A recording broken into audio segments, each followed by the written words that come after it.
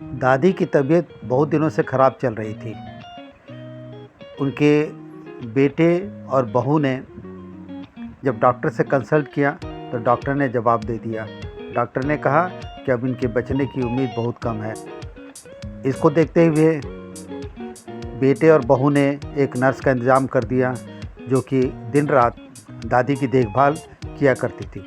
बेटे और बहू ने उनकी हालत को देखते हुए अपने बच्चों को, जो कि हॉस्टल में पढ़ रहे थे, उन्हें बुला लिया। जब बेटे और बहू अपने काम पे चले जाते थे तो बच्चे बार बार दादी के पास आते और उन्हें देखकर फिर अपने कमरे में वापस चले जाते। तो वो ये देखना चाहते थे कि दादी आँख खोलती हैं कि नहीं। यह देखकर नर्स बच्चों को डांटा करती थी कि इस तरह से अपने दादी को परेशान मत किया करो, उनकी तबीयत ठीक नहीं है और इस तरह से करोगे तो उनकी तबीयत और बिगड़ सकती है। लेकिन इसी बीच में दादी की आंखें खुली और वो नर्स को डांटने लगी कि तुम बच्चों को मेरे पास आने से क्यों मना करती हो। और फिर बच्चे दौड़ कर आए और अपने दादी से लिपट गए और कहने लगे कि दादी हमें भूख लगी है और मम्मी पापा तो कहते हैं कि आप बहुत अच्छा खाना बनाती हैं, तो हमें अच्छा खाना बनाकर नहीं खिलाओगी। दादी ये सुनते ही विचलित हो जाती हैं। वो खटिए से उठ बैठती हैं।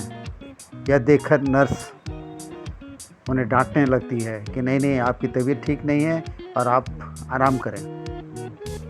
तब दादी नर्स को डांटने लगती है और कहती हैं कि मुझे बाथरूम तक ले चलो, मैं वहाँ जा कर के नहाना चाहती हूँ। तो पहले तो नर्स को समझ नहीं आया क्या करें, लेकिन बाद में उनकी बातों को मानते हुए नर्स उन्हें बाथरूम तक ले जाती है और उन्हें स्नान करवाती है। स्नान करने के बाद दादी सीधे किचन में जाती हैं और खाना बनाने लगती हैं। जब खाना बन जाता है तो बच्चों को बुलाती हैं और बच्चों को फर्श पे बिठा देती हैं और कहती हैं कि बच्चों अब खाना खाओ। तो बच्चे कहते हैं कि नहीं, हम अपने हाथों से खाना नहीं खाएंगे, आपके हाथों से खाना खाएंगे। तब दादी की आंखों से आंसू गिरने लगते हैं।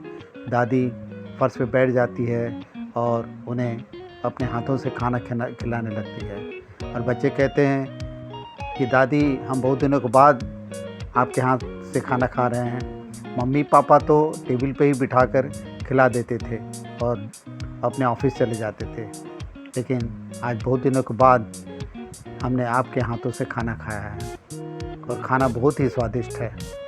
इस तरह का खाना हमें हॉस्टल में नहीं मिलता, इसलिए हम अब हॉस्टल वापस नहीं जाएंगे, हम यहीं रहेंगे। ये सब जब नर्स देख रही थी तो उसे बड़ा आश्चर्य हुआ कि ये क्या हो गया। जो बिस्तर से उठ नहीं सकती थी, जिसकी आंखें नहीं खुलती थी, जो बोल नहीं पाती थी, ऐसा क्या हुआ? ये कौन सा इलाज है जिसके द्वारा दादी बिल्कुल चंगी हो गई। तब दादी नर्स को समझते हुए कहने लगी कि देखो, हम पुराने ज़माने में 100 साल तक जिया करते थे। उसका कारण क्या है कि हम लोग ज़मीन से जुड़े हुए थे और हम अपने खुद गाय भैंसों को पाला करते थे, खेतों में जाके मजदूरी करते थे और हमारा स्वास्थ्य बहुत ही अच्छा रहता था। लेकिन आजकल ऐसा नहीं है। हम छोटे से गांव में रहते हुए भी कुएं के पानी पिया करते थे, मसाले अपने से कूटते थे, अनाज दलना, दही बिलोना, मक्खन निकालना, ये सब हम अपने हाथों से किया करते थे। लेकिन आजकल तो मशीनें आ गई हैं तो आदमी मेहनत करता ही नहीं है।